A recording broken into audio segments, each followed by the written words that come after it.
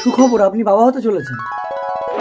সুমনা, আজ থেকে তুমি কোনো কাজ করবে না, ঘরের সমস্ত কাজ করে দিয়ে আমি অফিসে যাব, আর ভালো ভালো ফল মিষ্টি আনবো, তুমি খাবে। দাদা, কি রে বোন, পেটে বাচ্চা নিয়ে তুই স্বামীর বাড়ি থেকে চলে আসলি কেন? স্বামী আমাকে মেরে ঘর থেকে। ঠিক আছে, তোকে আর যেতে হবে না, তোর বৌদি মা হতে চলেছে, ঘরের কোনো কাজ করতে পারবে না, তুই ঘরের সব কাজ করবি আর তোর বৌদিকে লক্ষ্য রাখবি। আমি অফিসে যাচ্ছি।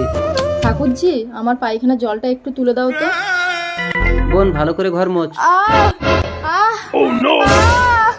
সুমনা, তোমার কি হলো? তোমার তো সবে 4 মাস। Hello doctor. এর অবস্থা তো বেশি সিরিয়াস। ডাক্তারবাবু তাড়াতাড়ি আসুন, আমার স্ত্রীকে একটু দেখুন। দাদা, আমার ছেলে হয়েছে। সরি, আপনার স্ত্রীর গর্ভপাত হয়ে গেছে, আর জ্ঞান ফিরে যদি বাচ্চা না পায় তাহলে কিন্তু কোমায় চলে যেতে পারে। দাদা, বোন, তোর বাচ্চাটা দিবি।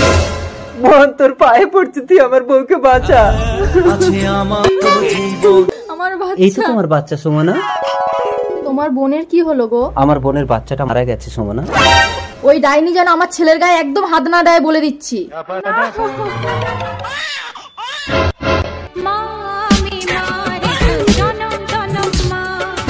এই ডাইনি, তোকে একদিন বলেছি না আমার বাচ্চার গায়ে হাত দিবি না, দে।